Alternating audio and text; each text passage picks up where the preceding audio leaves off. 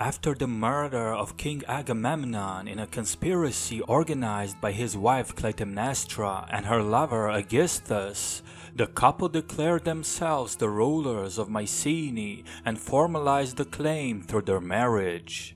However, not everyone in the kingdom was happy with such occurrence, and it was clear that the new king, Aegisthus, would not rule without a challenge.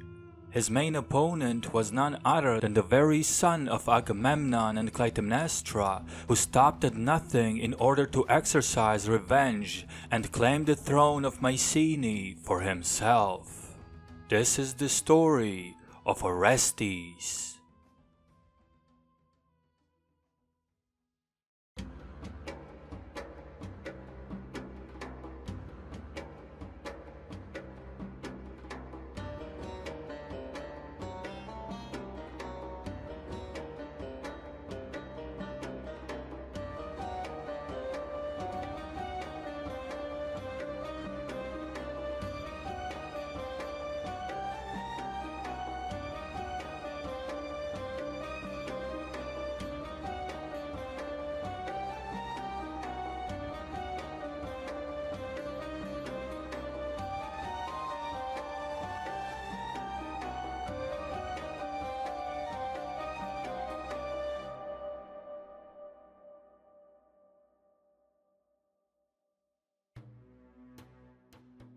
Orestes was a son of Agamemnon and Clytemnestra, born in Mycenae just a few years before the outbreak of the Trojan War. He also had three sisters, Chrysothemis, Electra, and Iphigenia, who was murdered on the orders of their father and ritually sacrificed during the preparation for the war against Troy. As the Achaeans spent the next 10 years campaigning in Asia Minor, young Orestes was growing up on the court of Mycenae, while his mother Clytemnestra was plotting revenge and murder of her husband. Another protagonist of the conspiracy was Aegisthus, Agamemnon's cousin and the son of Thyestes, the previous ruler of Mycenae, who after murdering King Atreus and declaring himself the king, was in turn overthrown by Agamemnon, the successor of Atreus. As the Achaean coalition eventually emerged victorious, and with the city of Troy destroyed and burned down, victorious King Agamemnon returned to Mycenae in triumph. In the meantime, Clytemnestra and Aegisthus, who had developed a love affair by this time, arranged a grand reception for the returning king, and after having a triumphant feast, had Agamemnon assassinated. Subsequently, Aegisthus and Clytemnestra arranged their marriage, and Aegisthus was declared the new king of Mycenae. The new royal couple had 3 children of their own, daughters Erigone and Helen, and a son named Aletes. Orestes, still being a teenager at the time, was according to different accounts either away from Mycenae at that moment or was quickly brought away to safety by his allies. Either way, young Orestes, being brought up during the time of war and hearing the news and stories of heroism of his father, probably looked up to Agamemnon to such extent that he never forgave the betrayal of Clytemnestra, despite the fact that his own sister was killed on the orders of his father.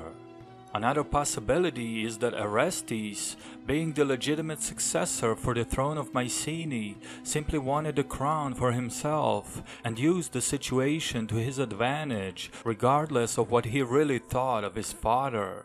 Whatever the reason, young Orestes spent the following years away from the Peloponnese, gathering support and allies for war against Aegisthus. His original base was in the region of Mount Parnassus in Phocis, which was ruled by his late father's ally Strophius, who himself was married to Agamemnon's and Menelaus' sister Anaxibia. It is unknown whether Menelaus himself had significant role in the war against Aegisthus, as he was yet to return to Sparta at the time of Agamemnon's assassination. Either way, he eventually did return to Lacedaemon, a region that was historically allied to the house of Atreus, which both Menelaus and Orestes belonged to. Back in Phocis, Orestes was being aided by his allies, chief of which was Pylades, the son of Stropius. As his father, Agamemnon was held in an extremely high regard as the Anax of the Achaeans and the conqueror of Troy, many of the Greek rulers and princes considered Orestes as the rightful heir to the Mycenaean throne, while Aegisthus was viewed by many as the usurper. Subsequently, Orestes managed to enlarge the base of his support and apparently moved to Athens, where he was favorably received and further supplied. At the age of 20, Orestes decided to make a move and marched on Mycenae together with Pylades and the rest of his allies. What happened next is a subject of many ancient Greek plays and tragedies. In the subsequent events, even Orestes' own mother, Clytemnestra, was not spared, as the now victorious prince, although initially hesitant, ultimately decides to follow through with the full revenge, committing the matricide. As the act of one's killing of his own mother was virtually unheard of, it was not well received by the Achaean nobility and people. Quickly enough, all of Argos rose against this act of Orestes and demanded a trial. Now this might have been a later addition to the original story, as the earliest sources simply mention Orestes' victory, the killing of Aegisthus and Clytemnestra, and then his seizure of the throne of Mycenae. As the standoff between Orestes and the Argive nobles continued, Menelaus reportedly arrived from Sparta, a much-needed ally that Orestes was hoping to get on his side. However, Menelaus, after seeing that his own standing among the Achaeans was in question, as he was still blamed for the outbreak of the Trojan War, he decided not to openly side with his nephew. Moreover, Orestes also learned that Menelaus' daughter, Hermione, which was originally promised to him by the previous Spartan ruler and Menelaus' father-in-law, Tyndareus, was now promised by Menelaus not to Orestes, but to Neoptolemus, the son of Achilles. This resulted in a revenge against Menelaus, planned by Orestes and his closest ally, Pylades. As the contingent including Neoptolemus was attacked by the forces of Orestes, the son of Achilles was killed and Hermione was captured by Orestes. Allegedly, even an attempt on Menelaus' wife Helen was made, which resulted in a new standoff, this time between Orestes and his allies on one side and Menelaus and his followers on another. With the Achaeans growing impatient about the request for Orestes' trial, the situation ultimately had to be resolved. Later plays and tragedies, likely changing the story in order to add a new angle for the audience, speak of an agreement where Orestes went to the city of Athens for a neutral trial, while Menelaus returned to Sparta. Ultimately, Orestes was acquitted in Athens, and thus freed from the wrath of the Furies, the deities of vengeance, and thus ending the long-lasting curse on the royal house of Atreus. While he was away from Mycenae, Orestes learned of another plot against him, where Aegisthus' loyalists attempted to install his young son Aletes on the throne. This, however, was not to be, as Orestes soon returned with his troops, quickly crushed the uprising, had Aletes killed, and solidified his position as the undisputed king of Mycenae.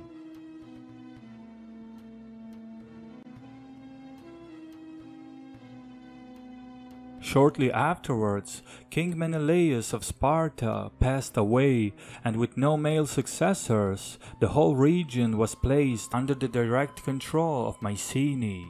Moreover, the local rulers of Arcadia, As the traditional allies of the house of Atreus, all pledged loyalty to Orestes, who now extended his uncontested rule over all of Argolis, Arcadia, and Laconia, making him by far the most powerful ruler in all of Peloponnese.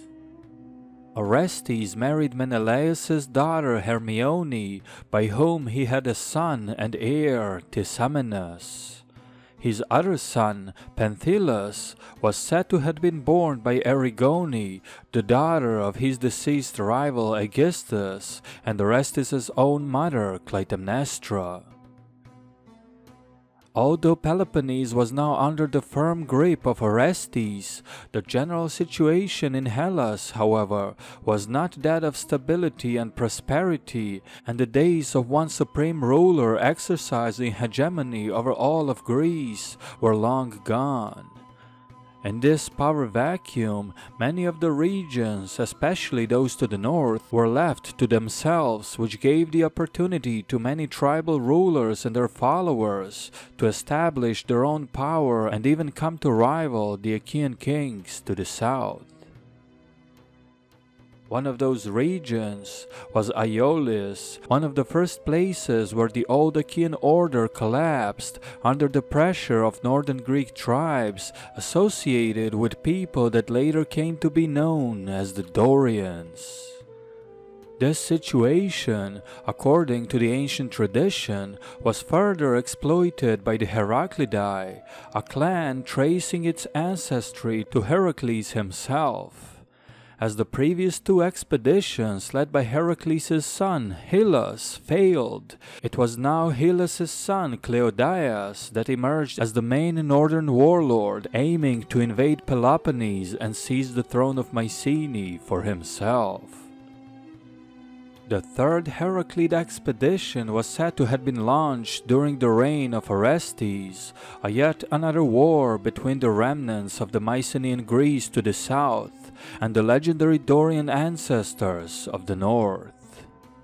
This invasion, unfortunately, seemed to have been the most poorly attested among the Heraclid campaigns, as we do not have any details other than the defending Achaeans ultimately emerging victorious and King Orestes remaining in power. However, this war did appear to have come at great cost to Mycenae as well, as its power from this time seemed to be permanently crippled and never to be fully rebuilt. It is unknown whether or not the Dorians constituted a part of the Peloponnesian population in the earlier times, but they did seem to establish their first pockets during the reign of Orestes. According to the Sicyon king list, after the death of Agamemnon, the ruler of Sicyon was not Orestes, but a Dorian chieftain named Phalkes. The city of Sicyon did indeed contain both Ionian and Dorian factions in the historical times, the former being a remnant of the earlier Achaeans, and the latter tracing its origins to Phalkes and his followers. That this conflict and the subsequent events do hold at least some historical background can also be confirmed by the archaeological evidence, which shows that shortly after 1200 BCE, the palace centers such as Mycenae, Medea, and Pylos were destroyed by fire. It is also from this time that the Mycenaean Linear B records virtually ceased to exist. Among the last of the tablets, those from Pylos, dated to the early 12th century BCE, mentioned the hastily defense preparations, shortly followed by the destruction of the city and the subsequent end of the Linear B writing system. The Achaeans, however, did seem to have survived this wave of destruction, as a rebuilding attempt was immediately initiated at Mycenae, while the nearby citadel of Tiryns was expanded from 10 to 15,000 inhabitants, suggesting an Achaean population move from an endangered to the safer palace. From this point on, we solely rely on the ancient oral tradition, which in the absence of written records was passed through the generations until the establishment of the Greek alphabet several centuries later. King Orestes was therefore credited with a long reign, during which he remained the chief ruler on the Peloponnese. Elsewhere, however, the new tribal warlords and their followers were replacing and displacing what was left of the old Achaean order.